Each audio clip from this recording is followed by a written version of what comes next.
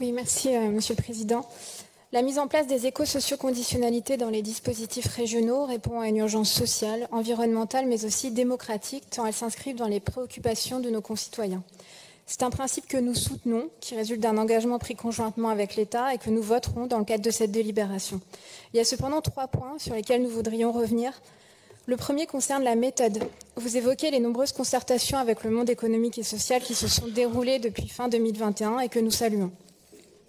Néanmoins, cette délibération qui fixe le principe de ces éco-socioconditionnalités a été modifiée jusqu'au dernier moment sur des éléments notables comme l'abaissement du seuil du niveau des aides régionales de 200 000 à 150 000 euros après que le dispositif ait été présenté dans les différentes commissions et examiné par le Césaire.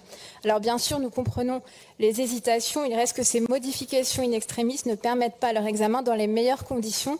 Alors nous espérons que les éléments d'information sur l'efficacité et la pertinence des critères choisis bénéficieront d'une meilleure communication dans le cadre de leur évaluation en CEPP. Le deuxième point concerne la mise en place du dispositif. La délibération est assez générale et ne donne pas vraiment d'indices sur sa mise en œuvre. Les critères de ces éco-socioconditionnalités doivent être déclinés autour de 3 thématiques que vous évoquez sur le plan social et environnemental. Mais fixer des critères pertinents doit se faire dans le cadre d'une analyse objective en étant corrélée à la collecte de données afin de poser des constats et de définir des objectifs. Certains secteurs anticipent déjà la réglementation et commencent à déployer des outils de calculateur carbone.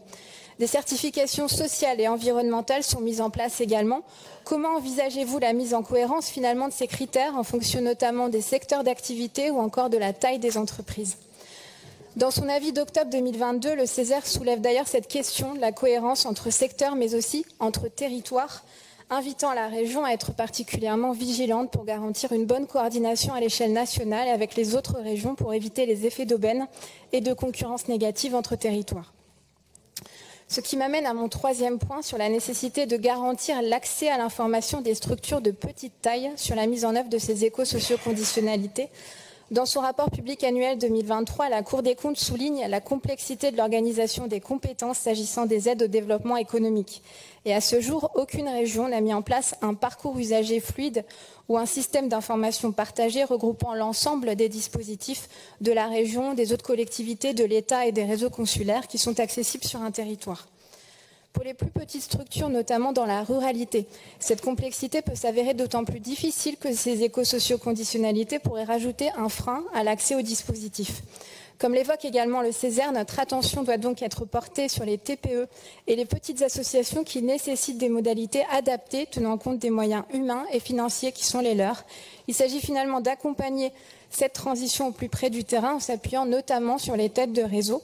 Le principe vertueux de ce dispositif ne doit pas éloigner de l'accès aux dispositifs régionaux les petites structures et c'est le sens de l'amendement que nous avons déposé. Je vous remercie. Merci.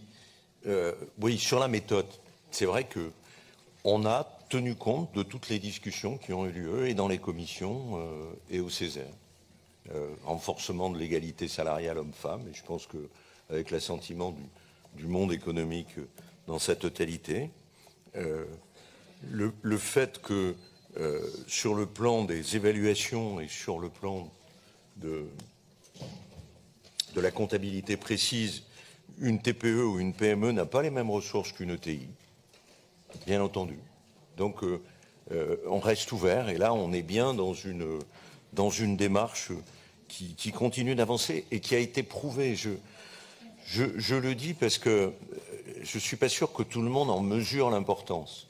Quand on a reconstruit l'usine de Turboméca à Bordes, à l'initiative du président de Turboméca et du directeur de l'usine, quand on a repensé la totalité de l'usine, et pour y avoir été mêlé personnellement, parce qu'il fallait le défendre auprès du board de Safran, on ne s'attendait pas à de tels résultats.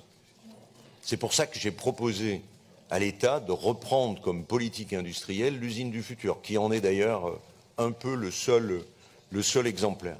Le résultat est incroyable. 50% de bons de compétitivité.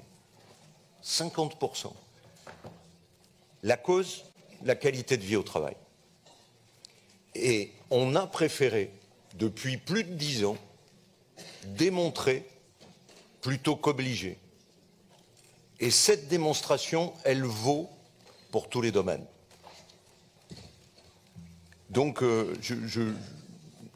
on a pris en compte dans cette méthode, bien entendu, dans les commissions, l'avis du Césaire, tout cela, en essayant d'avoir une stratégie volontaire et équilibrée. Le premier, par le groupe Renaissance, sur l'information de ces écosos par les chambres consulaires. Je crois que c'est quelque chose d'intéressant, Andrea. Oui. Proposition de l'exécutif. Proposition d'un vote pour cet amendement. Alors, qui est d'avis d'adopter l'amendement de Renaissance le manifeste en levant la main. Qui est contre? Qui s'abstient? On ne participe pas au vote de la série d'amendements sur ce dossier. ELV, c'est... Non-participation au vote également. Non-participation au vote. Cet amendement est donc adopté.